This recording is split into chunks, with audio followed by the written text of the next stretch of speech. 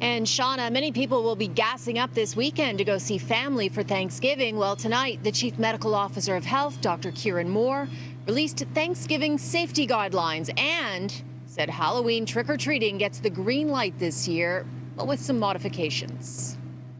Just a risk reduction strategy. Clearly, you have to make your presence known to get your treat, and you have to be able to knock as well as ask for the treat. We just ask not with a high volume that could potentially aerosolize. It's an abundance of caution.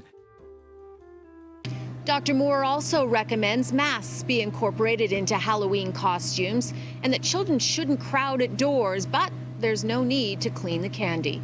As for Thanksgiving guidelines, Dr. Moore says small gatherings are recommended. Outdoors is still best. Masks can be removed indoors, but only if everyone is vaccinated. Now, mandatory vaccinations for frontline workers like hospital staff and educators was debated in the legislature today.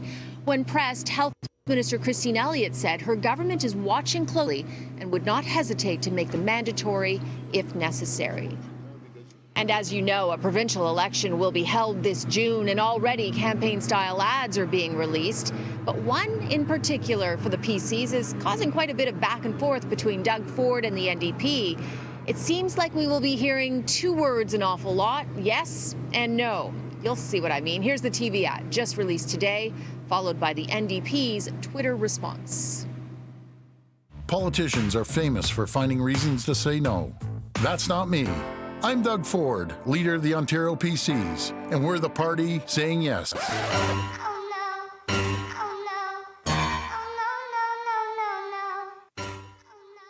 Well, it didn't stop there. This is how it played out in real time during question period in the legislature. My question to the Premier is, why won't he say yes to a permanent pay increase for Ontario's PSWs? We've been there from day one for the PSWs. They voted no for 4 hours of extended care. Why is it so easy for this Premier to say yes to his buddies and no to permanent pay increases for PSWs? It's no, no, no with the Leader of the Opposition. The Premier continues to say no. Everything's no without a solution from the Leader of the Opposition. We're a party of yes. Well, I suspect we'll be hearing a whole lot more of that. The NDP tell me they were just having fun with that earlier Twitter response. They will release their new real ads tomorrow.